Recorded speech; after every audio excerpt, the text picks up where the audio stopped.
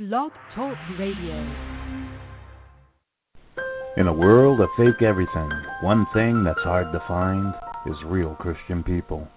They're out there, and we just happen to know a few. Sit back, relax, as I, Redwords Lou, interview Christians just like us.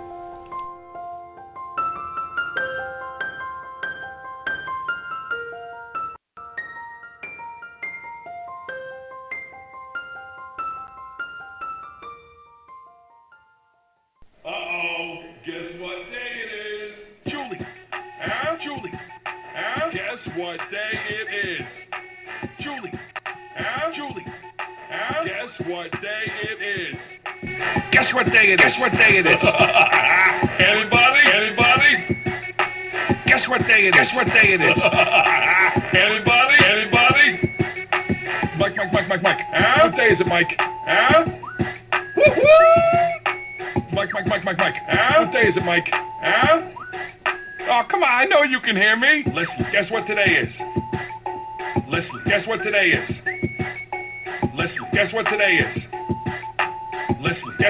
is? It's hump day. Hump day!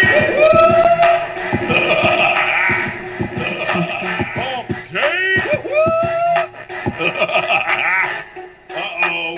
Mike. What day is it, Mike? Uh-oh. Mike. What day is it, Mike? It's hump day. Hump day! It's hump day. Hump day!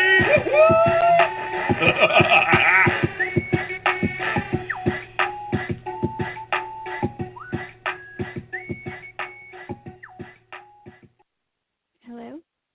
There we go. Can you hear me? Hello? I can hear you now. Can you hear me? Yep, I can hear you. I am now on my cell phone. I have no idea what happened there. Yeah, I don't know what happened either, but we finally figured it out. I know this happened to Robbie Robb over on the TVC a few times, where he had to call in his own show because he couldn't get it working out and everything like that. But hey, it happens. We get time. Yeah, it may be because I'm logged in there and I don't know. I never logged it out. Yeah, I don't know. It's one of those things that happens. It's not a problem. Yeah. It really isn't. I'll talk to you on the phone.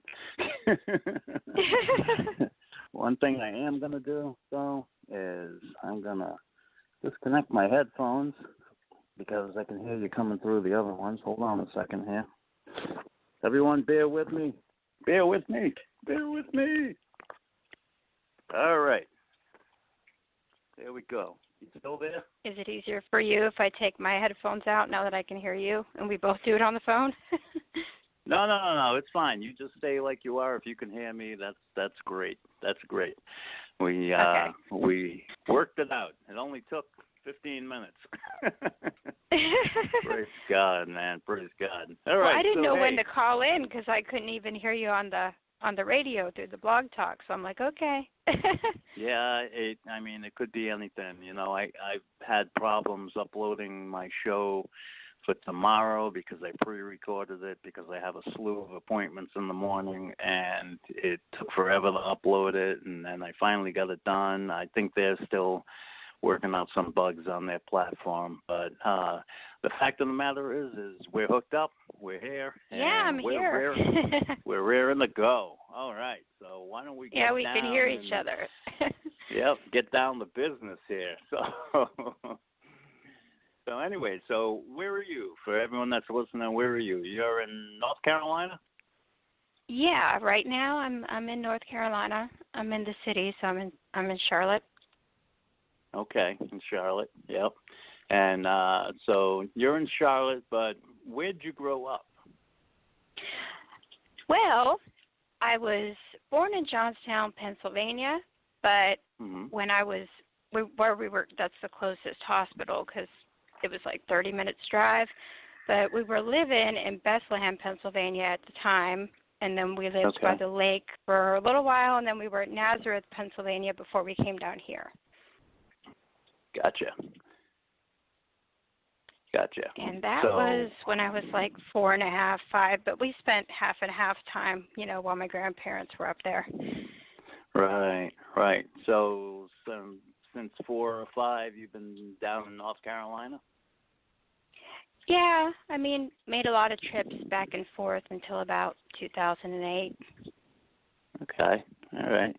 So what about mom and dad and things like that, grandma, grandpa, whatever, family situation? What was that like? Were you guys in church or doing anything like that?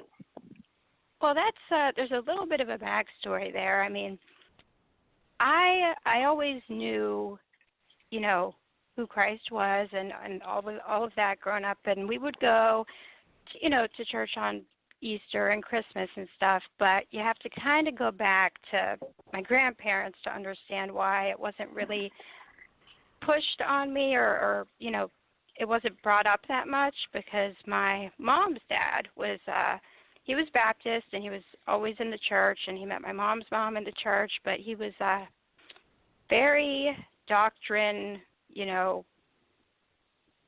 centered, like spirit of religion a little bit. And it was, so there were certain things that my mom just they weren't allowed to talk about. She didn't know about until she got older, and just very strict household. And on my dad's side, they were Catholic, and he's not practicing either, but it was both extremes, and I guess they thought it was better not to do that to me, because the way it was done to them was not the right way. You know what I'm saying? Mm-hmm. It was pushed on them. Because I remember, well, just because she'll be kind of in the story, my sister, I have a sister who's 6.5 years older, but she's from my mom's first marriage, because my mom was married right out of high school, and when my sister was 3, around that age, they got divorced for reasons that are biblically applicable. And then a couple of years later, she married my dad. So my sister, when she was around 5, then my parents got married, and my dad raised her. So, the whole thing. But I do remember, and there's because I spent most of my time when I was up there with my grandparents with my dad's side, with my grandmother, because my mom's mom passed away when I was just a baby. Okay. But there was one time, and this just came back to my mind recently, that, my parents went out for the evening, and I stayed with my mom's dad, which I called him Pap, because one was Grandpa and one was Pap. So my Pap, I stayed with him and a friend of my mom's in the family for years. Her name was Verna. She was a really sweet lady. So I stayed with them for the evening, and then he had to call and say, "You need to pick her up. She's being so bad." They're like, "What happened?" Well, what happened was my mom was never allowed to watch Disney movies or anything growing up. So I had this Cinderella dress I used to wear apparently all the time when I was like 4 or 5. And he asked me, so what's the movie about? And I'm telling him, and I'm like, the stepmother, and I'm like, and she has a cat, because when you're a kid, you talk about the animated characters. He's like, oh, what's the cat's name? And the cat's name was Lucifer. And he scared the living daylights out of me. I gotta talk, man. And so I was scared all night. I'm like, I can't go up to bed. The devil. And then they're like, what did you do? And then Verna's like, tell her what you did. Tell them what you did. So that's what I remember. But he was usually a sweet guy, but when it came to certain things, he could be very harsh and judgmental. So. Yeah. He couldn't bring himself down to your age. He was sort of doing things on his level, in a sense. Yeah. And my mom grew up that way, so yeah. Yeah. So you sort of knew about God, but did you guys ever attend any churches or anything like that growing up? Well, we did. We went, on Easter, and we went on Christmas, and I spent some Christmases up there. So, and my grandmother. So I knew what was going on, but there was a time, and I think it was around, I don't know, somewhere before 9, so between 6 and 8, I would think.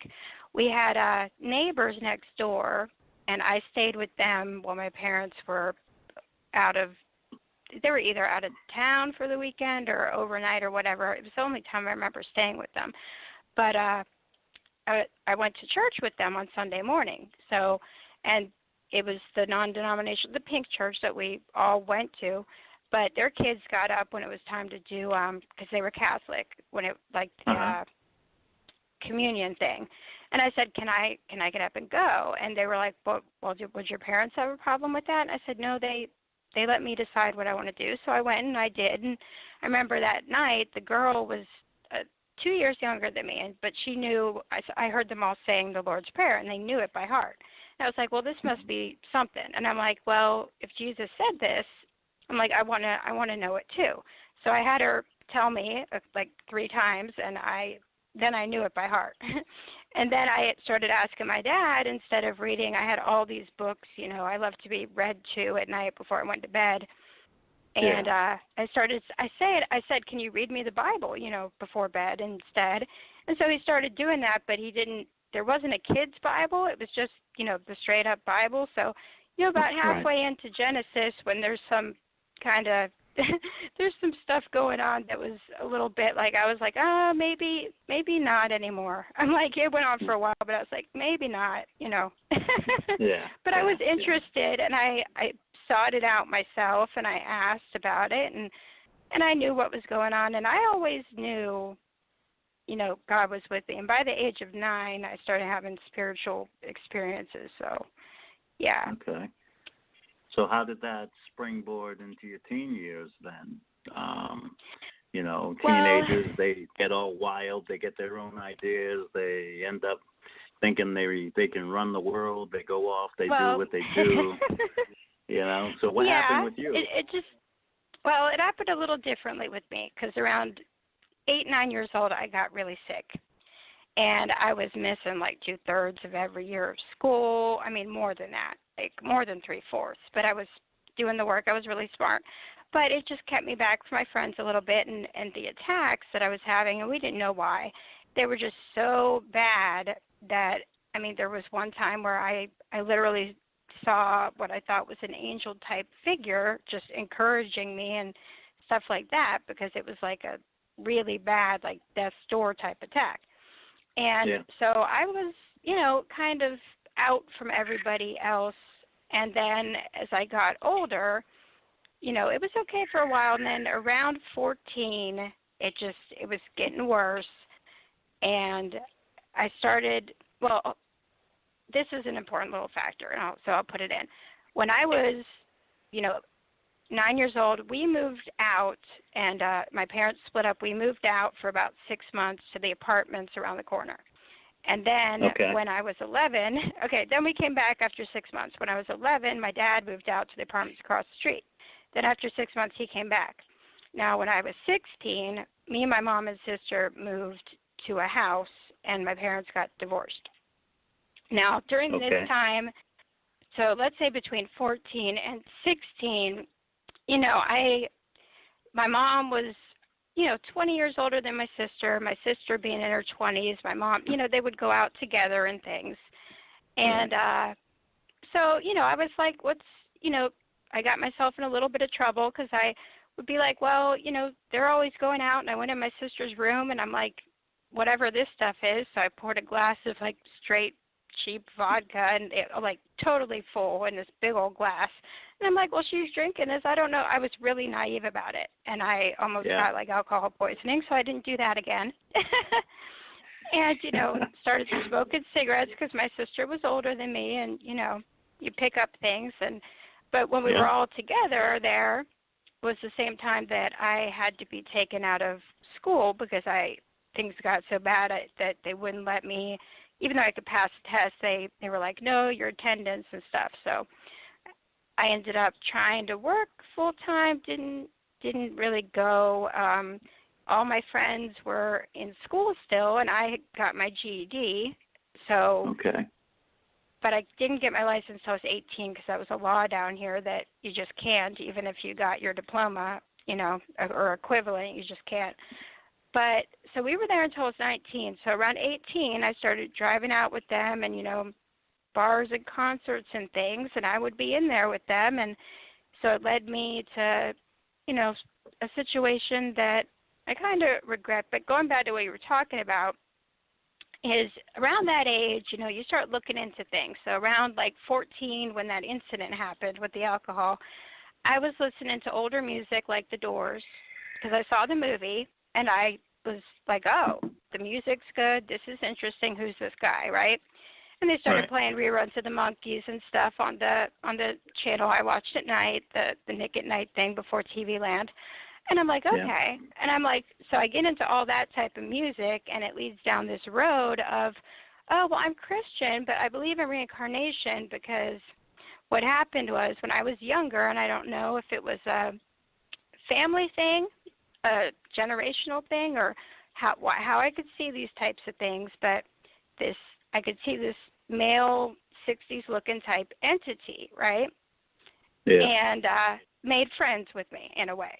So I was like, okay, and he's telling me the reason I see him and I'm having these kind of memories and thoughts is because reincarnation. And it made sense, but at the time. So I'm like, okay, well, I'm Christian, but I believe in reincarnation, and there's New Age people that will give you verses that make you think that Jesus said reincarnation, but we know that's not how it is. So I fell down that rabbit hole a little. And since it was a little new agey, I had a Ouija board type thing. It was psychic circle board, and I had some tarot cards and some runes, but I didn't really use them or anything, except for if my sister asked me to, because sometimes she would, think about things like that, or if I had a prophetic thing, they would think, oh, a psychic type thing, but that's not what it was. So where'd you get the Ouija board and the tarot cards? Did you go buy them? Did you pick them up at a flea market?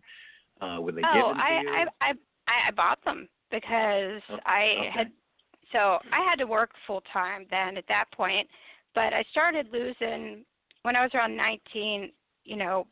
I was losing jobs after the one place kind of burned down, and I just couldn't hold things together at that point. By then, I had this stuff, and it was my stuff, because I remember one time my mom and my sister, I think I was around 18, or they tried to throw the Ouija board away, and I bought a really nice different one that said psychic circle board and looked really pretty, and I'm like, no, now it's not, no, but I don't have any of that stuff anymore, but we'll get there later.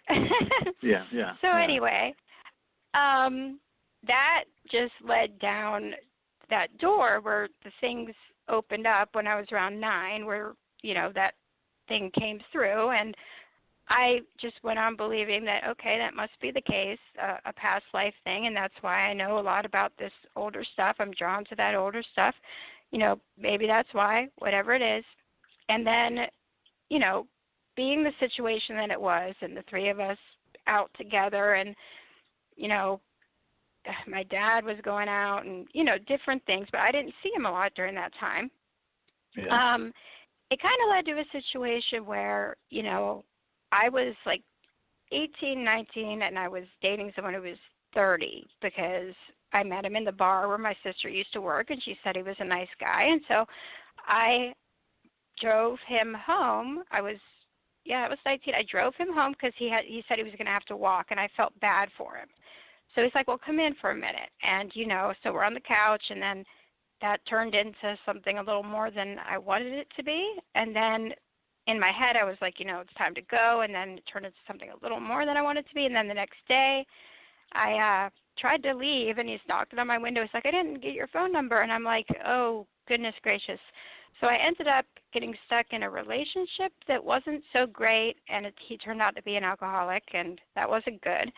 But I moved out because my parents got back together, and they're remarried now, but they got back together when I was 19, and I didn't much want to be there. So from 20 to 21, I was in an apartment with this guy, and he was out till all hours, and I was trying to keep a full-time job at Lowe's, and I was still sick, and it got to the point where I had to go to the doctor again, and I was starting to get sent to bigger centers and have stronger medicine than I needed, and he wasn't ever there. So it was kind of like I had my own place because he wasn't there. But when I would have to get up at 6 for work and he'd come in at 4 in the morning totally drunk and yelling at me, and it was not a good situation. So around Halloween of when I was 21, and I remember because the time of the year and everything, my family just came one morning and took everything basic out, and he had to walk to work because they, were taking all my clothes out. So I'm like, okay, I guess I'm back home, because my sister had talked me into taking some acting classes, which is what I really liked at the time, at the community college. So that got me into college, where I ended up getting 2 bachelor's degrees and a master's degree. So, yeah. Wow. But it was a rough time because, it was a rough time because that door was still open to that stuff. And, I would talk to my sister about it for a couple, but she didn't really understand. She thought, well, you're either crazy or it's true. It's like she didn't really get the spiritual side of it. So now, did this thrust you into a new age realm of things when you were into your 30s or so? Well, what are you? Well, I call it like your 40s, borderline. 50s? How old are you 35. now? I'm Okay, 35 so you're now. 35. So okay, gotcha. yes. So basically, the 60s music and the gateway of the thing that happened when I was 9, when I started getting sick, and that, the reincarnation thing and things about that time, and even memories that would come on from that, that spiritual attachment that it attached to me. Yeah. It was something that went on, and but it wasn't as noticeable in my 20s. It was kind of like I had this stuff, like the board and the cards and stuff like that, but I didn't really do anything with it. You know what I mean? Okay. So when I was going through college and everything, I was kind of focusing on that and on being sick and dealing with that and on how I was going to finish. And my relationship was over, so I was alone for a pretty long time after that, until like 2010. So I was in school from 25 to 28, and that was a big growing time. And that's when, after I finished, and I was going through Social Security, and I got on Social Security in 2012, backdated to 2010, and I couldn't work anymore after 2008. So things they changed because I couldn't. Right. I was trying to go for my second master's. I couldn't do it anymore. Things were just getting worse. Right. So around this time, it never turned into like a full-blown thing, but around, it was just like the door was open enough for this thing to be attached to me that it kind of faded out after a while. But if I would get in a depressed type of state or something, and it had a lot to do with the music too. The type of music would let it in, where I could physically see this thing. I could see it with my eyes. Okay. And so around 2015, we'll jump a little ahead. So around 2015, I got very, very sick because hospitals were, I didn't have a doctor that could take over my medicine the way it needed done, and there was a 3-week gap until I got to one, and my disease was so bad at that point that it took over, and I didn't have any medicines for quality of life. So what happened was I basically, my dad drilled a hole in a Gatorade bottle, and I had a bag and a bucket, and I was in the bed, and my mom couldn't even take it. She had to go to my sister's because my nephew had passed away in 2011, and that's how we figured out what genetic disease I had. And then I found out I had lupus and all this other stuff. So I thought, she's gone, and I was so weak after the 3 weeks, I could hardly get out of the bed. But I made my peace with God, and I started praying a lot, and just, I heard my sister on the phone with her, and I heard my mom say she's eerily silent. She's just really quiet. And I knew that something was, because I was always really, really quiet. But then there was a couple years that I started talking more, and they could tell the difference. Because when I was in pain, I was talking a lot, but I was just at peace, and I made peace with everybody and forgiveness about things that had happened in the past. And at this point, my parents are remarried, and I'm at home with them. And so the doctor, they threw me up on the table, and he's like, well, we need to get her stabilized before we try to adjust anything. And he did that, but he didn't really adjust anything. But he got it to where it was before, where I could at least, do day-to-day stuff. Yeah. And so after that, though, I had this dream vision. It was a dream first, and then it was like an open vision after that. And this was early 2016, and this changed a lot of things for me. It was like I had a vision of what heaven was like, and with Jesus and stuff. And it was so the love and the energy that I felt was so incredible and so life-changing. And what I saw, it's like I tell people I can't really describe it even to you, because it was just that different, It's just that, but I had this experience, and so I started, getting in the Word and praying more and talking to Him all the time. And as that progressed, it just it changed a lot of things. So I met my boyfriend that year in 2016, but the other stuff hadn't been delivered off of me yet. So I knew a lot about older music. I still liked it, all of this other, older movies and things, but the other thing, it didn't really come up unless I was in a relationship. So it came up a little bit. And at the beginning, and the other thing being what? The spirit, or the spirit that entity had attached to me. So okay. Yeah, and so I'm realizing at this point that I need to figure out what's going on with all this stuff in my house, with these nightmares that I'm having, why this stuff is going on. And so around, I start reaching out, places like for fellowship and online, and researching things, and hearing about spiritual warfare. And my life totally changed before we get to this point. I'll stop at this one. So I was outside, and this was probably late 2016, and I'm talking to God, and I'm just like, I'm repenting things, and I'm like, but I'm praying, and I'm like, show me what I need to see, right? I just said, Lord, just show me what I need to see. And immediately after that, and I never went on YouTube, but immediately after that, I pulled up the YouTube, and I saw this sermon, and it was about how the New Age pretends to be Christianity and sneaks into the church. And it was this lady who used to be New Age and into witchcraft and was exposing it. And after I watched this thing, I was on my knees, and I was in tears. I mean, I was just broken down. And I was like, Lord, I had no idea, just no idea. And so I'm just repenting, and I'm going through all these things, and I'm having a big, long conversation with him, like I normally did, but this one was really emotional. And all of a sudden, I just felt a literal feeling of like cool water running through all of my veins. It's just like everything was just out. You know what I mean? Right.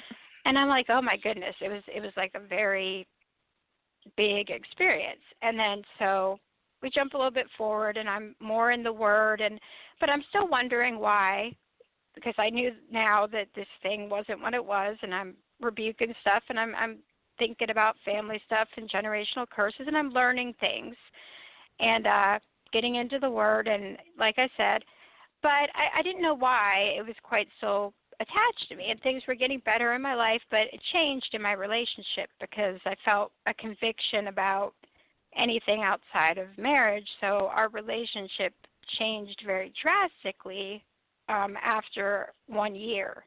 1 year in, it all just stopped as far as that sort of thing. I didn't spend the night over there anymore, nothing like that. Okay. You know? And so that was an adjustment for him. Yeah. But, yeah, so, okay, that's also, let's see. it's 2019 now. So yeah. So after a year of that going on, about a year ago, I found the TDC, and I'm like, yeah, they're talking about the spiritual warfare and stuff. So I typed in a question about taking head of the household and giving it over to Christ and that sort of stuff. And he answered online. I'm like, well, it's not working. And he said, give us a call. So I sent an email, and he called me. And this would be Rob from TDC. He called, and I'm telling him the stuff that's going on and talking to him, and he got some insights about my past. And and I, so he helped me. He got Scott and Shauna the second time we talked, and taken all the generational curses and family stuff and getting rid of that and delivering me from this thing that was making me have nightmares, because once I turned against it and was in Christ, instead of being, trying to be really nice to me, it started attacking me, obviously, which is what happens. Right. Really badly. Right. And so trying to close all those doors and then deal with, where illness came in and generational stuff and all of that, and getting everything closed down. But I knew that, it had been a while, and I'm wondering why I changed everything around and everything was good, but I didn't get rid of it. And I think it's important for people to know that once you open those doors, if you don't have someone to teach you how to spiritually be delivered from it and how to cut off those generational things, you might be stuck with that, where you're having nightmares or things going on and continuing to go on, and you don't know how to get free of it.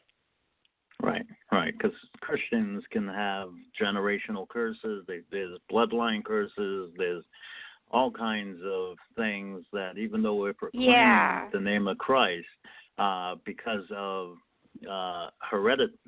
things that are hereditary, so to speak, through DNA, so on and so forth, things that our ancestors have done can actually plague us, and we become confounded, and we don't know how to deal with things. We don't know why we feel the way we do, even though we're professing Christ, we're praying, we're seeking God.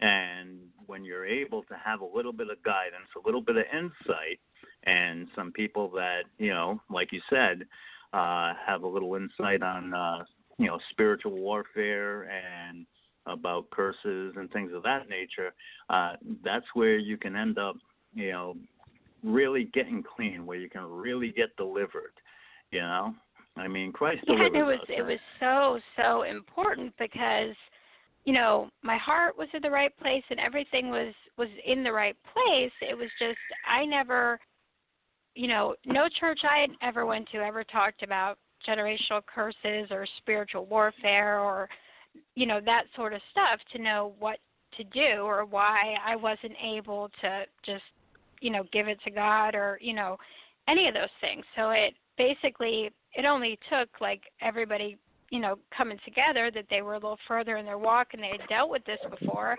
and me explaining and answering some questions for that to get cleared up. And as soon as it was, I started talking to Rob a little bit more, and, I had prophetic stuff happen to me in my life, and but since that was lifted off, it's gotten a lot more. So he was able to give me advice that I needed at that time, that like a year ago, that really has helped me a lot in the past 9 months to now, about what to expect was going to happen, Right. It's always good to have some wise counsel, and you and I both know that if every church was preaching about spiritual things in the demonic realm, that they would be empty churches, because that's not what people want to hear. They want to hear the things that tickle their ears, that make them feel good. And if a pastor gets up or a preacher and starts preaching about those things, he notices that he loses his tithers, his support for, keeping the church going. And so they suppress that stuff, and they choose to go down the road of, just speaking comfort, And yeah, and also sometimes people, especially the way it happened with me, where you don't get really deep into something, but you just enough to open the door. Like I said, with the spiritual attachment that had attached to me, the way it presented itself, and I could see it, it looked like a kind of like if you picture a guy from like the early 60s, like a greaser type guy, like jeans, dark jeans and a t-shirt, Yeah. dark hair, like Italian looking. That's how it came across to me, because it probably knew that's how I would accept it. It comes how it thinks. No, what I'm saying is it made itself. No, but what I'm saying is it made itself attractive to me physically, and it was also polite and like a romantic type of thing, because it wanted to take my energy and my time. But a lot of people, when they think of, oh, you have a spiritual attachment, they think immediately that the thing is going to be, messing with you every night, keeping you up, terrorizing you. But really, it came in as a very benign type of thing, like music's on, dance with me type thing. You know what I'm saying? Right. As a teenager. And I'm like, Right. well, I'm seeing something other people can't see, but I don't know. I didn't know what was going on. In a sense. More or less seduced you, not in a sexual way, but through your emotions and your feelings and just your being. Exactly. And it tried, as far as to take it to a further extent, it got pretty far into my life, because I figured at that time, being a teenager, I was like, and then early 20s, because people say early 20s that you're an adult. I'm like, when I was in that apartment for a year, I was not an adult. I'm like, I was not, I didn't know anything about anything. But, I'm like, oh, well, this is my, lost love from a past life. Well, that's not the truth. But so when I realized all of this and I cut it out of my life, obviously things get totally different. Like I'm having, seizure type stuff in my sleep, and I'm like, why am I digging into my hands? What's going on? Yeah. Dreams, So now lucid dreams. You spoke with Robbie Robb from the TDC. You talked to Scott and Shauna from Reigning Redemption and the TDC. Now, what happened at that point? Did you renounce any kind of family curses, bloodline curses? Did you, repent of things? How did it come about? Now, from what I understand, you're telling me that afterwards you still are having some effects of this, Italian stallion. This was not well, this was not after that. Okay. After I spoke with before. Them. Okay. Yeah, because that was only like a year ago that I reached out to them. Now, at that point, I had gotten rid of all the stuff. I'd anointed the house. I'd repented everything, and I had that, experience with the water running through my veins.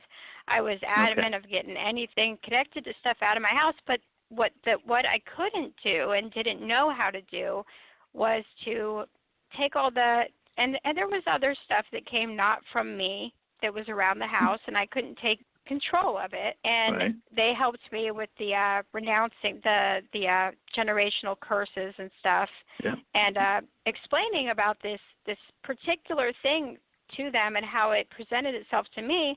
They said there was two other women they had spoken to of varying ages, one older than me, one younger than me, that gave the exact same account of this type of positive at first male type figure coming into their spiritual life that they could see. Right.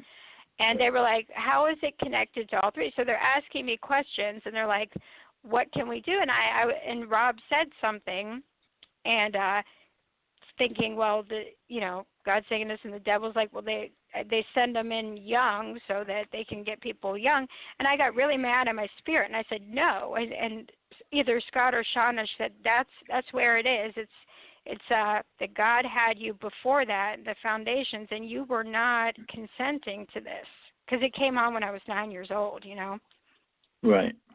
So we all prayed together and got that knocked out of the park and other things. But then after time and talking to Rob, and this, after about 6 months, we decided to do the radio show.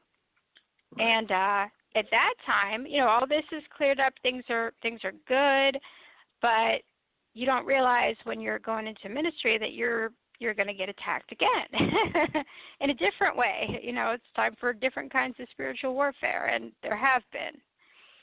Yeah.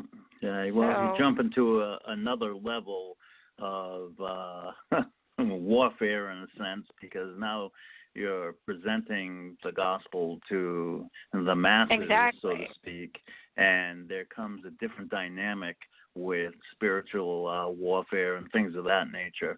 To me, that's a given, but to you, I mean, you find out that, hey, things are a little different than they were before. It was about 5 years before I spoke to them that, everything was cleared up. I just didn't know why certain things weren't going away, and that was having to break with the generational curses and figuring out where this thing got its way in so young, Right. And taking the control back. And after that, everything let loose, with me being able to move forward with the Amen. with the gifts that I had and stuff. Yeah. So what happened now is Robbie Rob invited you to come on the show. I know that you came on the show a couple of times, and you became a host on the One Long Minute show for a while, and then things backed off there for a little bit. But now you're on the show. Well, it was it was actually a different show. We started a show together, and it had a different name, and that went on for a little while, and then that stopped, and then he started doing One Long Minute, and he did that for a while, and I needed my time to grow, and he was going through some stuff, and I was going through some stuff, but it needed to happen so everything could get stronger. And then he's doing the One Long Minute show, and I started coming in on random times, and then now I'm doing every Monday with him back in the swing, and now I'm headed toward doing my own. Right. So, there was a little pullback time or a little reorganization time where, you dealt with whatever you were dealing with,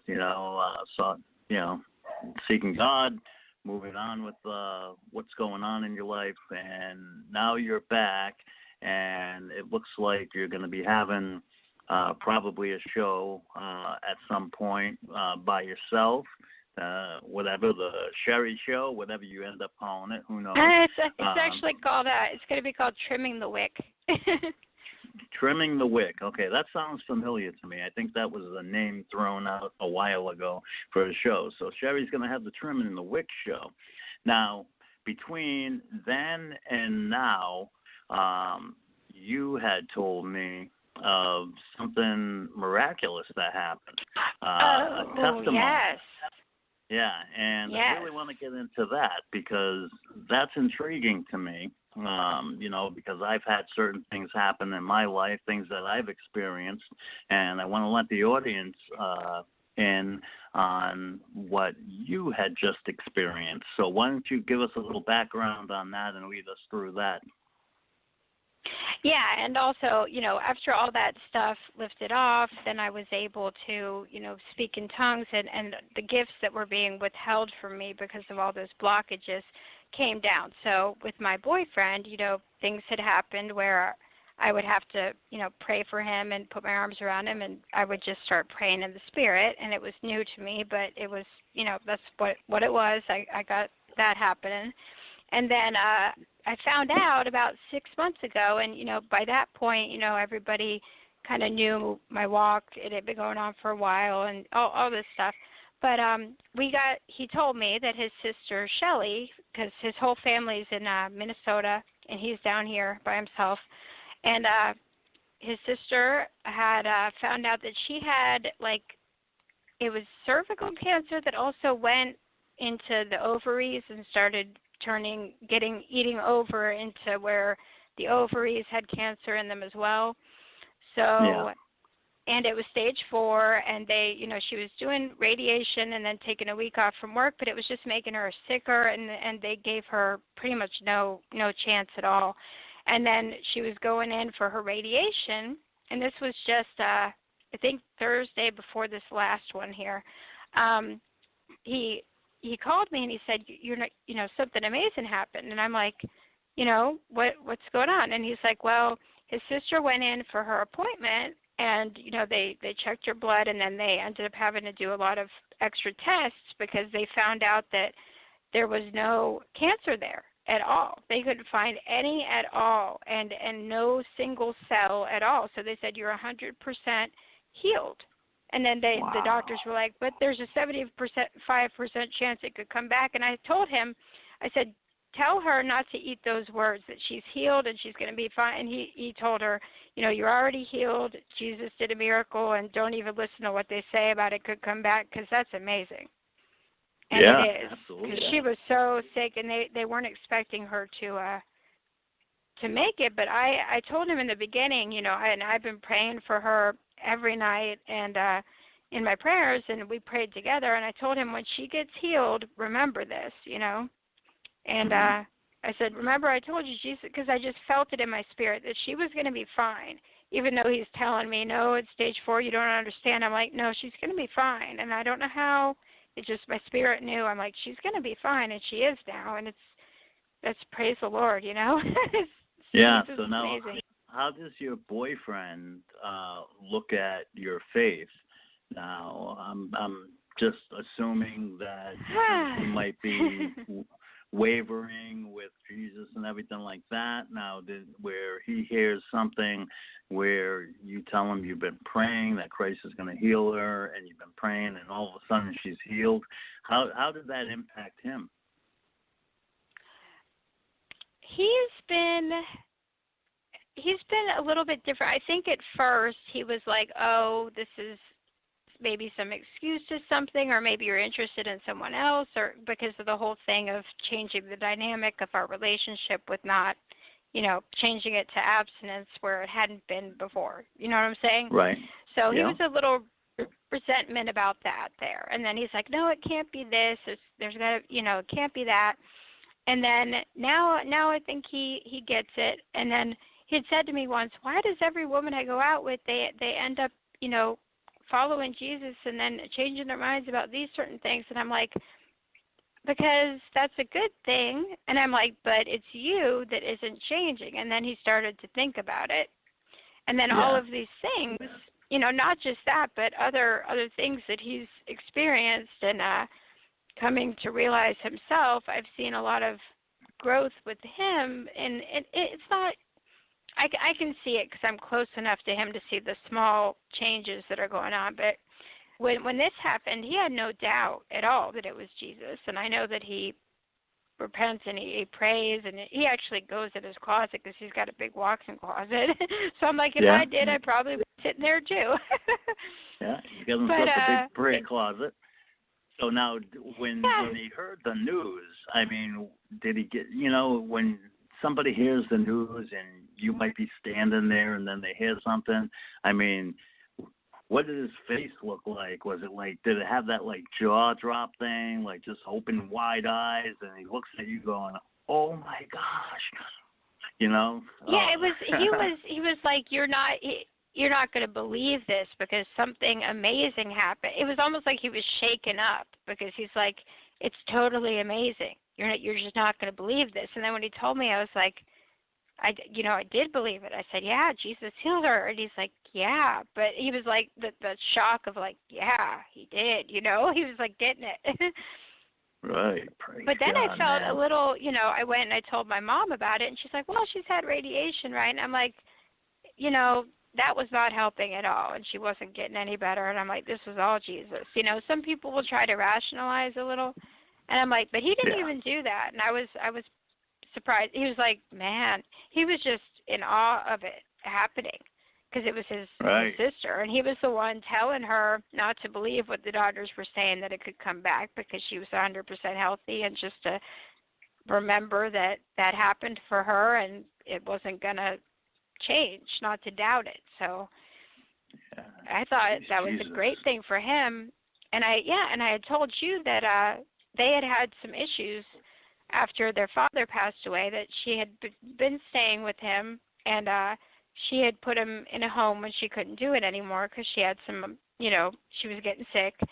And they didn't really know at the time, but the family wasn't really speaking to her. And then when she got sick, it brought them back together. And now that she's well, it's leaving a place for them to all make amends, So I saw that Yeah. as a secondary gift for them.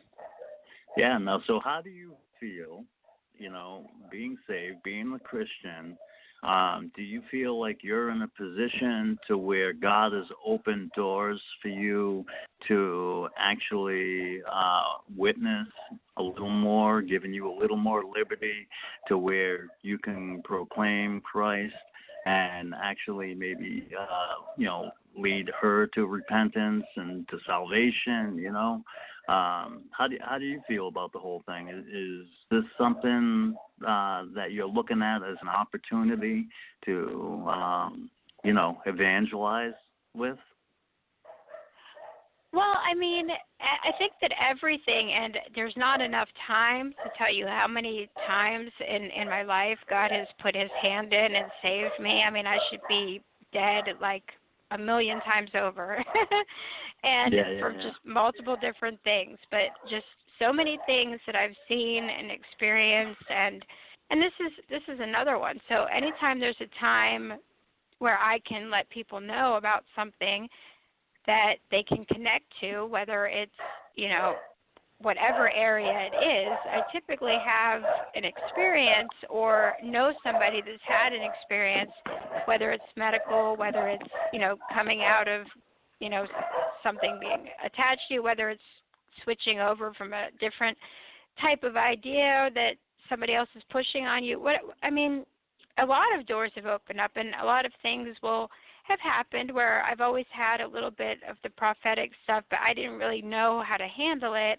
And then even before it became a really bigger thing, speaking to some people that had dealt with it before helped me know what I was getting into before it even really started to pick up like it has. Right. Wow. Well, praise God, man. I mean, there's not. We've been on the phone this long, or on the radio this long, and I'm just like, there's not even enough time because now I'm thinking about all these times the Lord has put his hand and saved me, But Yeah. Well, you and me both. But we do have to wrap up the show. That's why I'm sort of moving you along with that testimony. What I want to leave people with mainly is that it's not the Sherry Show. It's not my life story. It's just giving glory to God for the things that he's done and is doing in my life with my health. Everything happens in the time that is the Father's will. So if you have something and people are saying, oh, you have so much faith, why aren't you healed yet? Don't listen to that, because it happens when it's supposed to happen and when other people see that, and it's all glory for the Father. So it's all good. Right. Right. Absolutely. And, ultimately our healing is in heaven. Absolutely, we look at things where, my wife, you've probably heard me talk about my wife, through a whole lifetime of dealing with problems from the cancer she had and winding up paralyzed in bed, so on and so forth. And the question was posed to her is if you're yet. And my wife's answer would always be that if he doesn't heal me here and now, then I will be healed when I'm in heaven, because I'll have a resurrected body.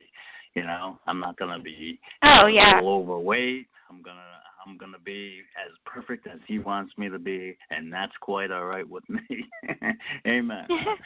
Yeah, that's the right answer. Because even in my own family, trying to talk to my dad about certain things, he would be like, well, if your faith is so strong, why aren't you healed already? And I'm just like, I will be. It's going to be God's time, and if it's not here, it'll be there, like you said. Right. And a lot of people sometimes just use that as something to, push you away a little bit. Like, I don't want to talk about this. Yeah, they're like, I'm uncomfortable, and what you're saying doesn't have any credibility because you're not healed anyway.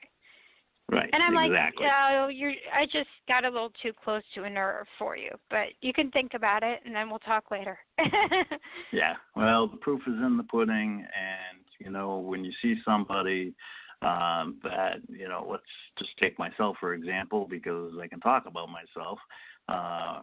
Where I was such a rebel and such a hellion and went through a lot and was the kid the least most likely to succeed, to be dead by the age of 18, all this other stuff. And you see that I'm now in my 50s and, I'm alive, I'm praising God, I'm serving God, I've gone through a pretty decent life,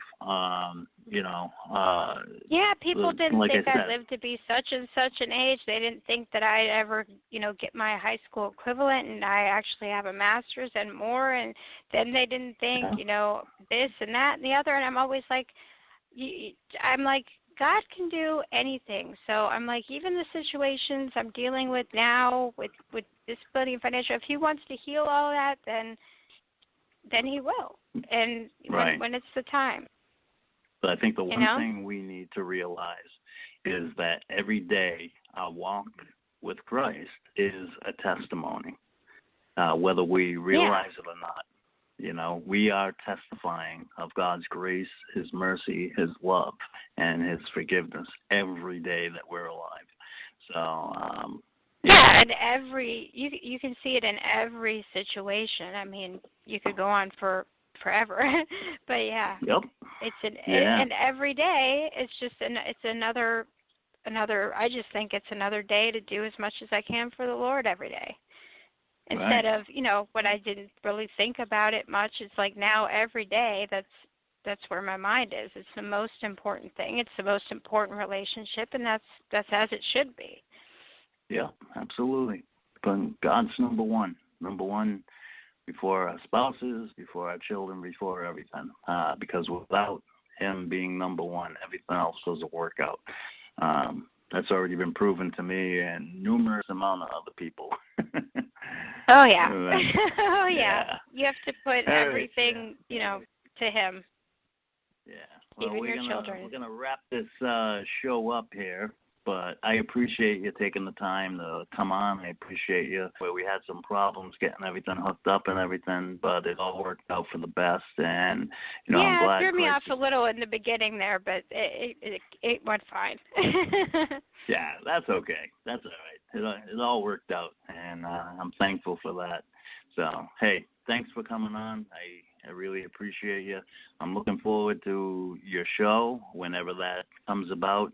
But for now, we can catch you on Monday nights with Robbie Rob on the One Long Minute Show on the TDC Radio Network on Blog Talk. Yes, you can. Yep. All right. Well, that sounds like a plan, man or woman. And then hopefully, I can't say man to a woman. Well, you can.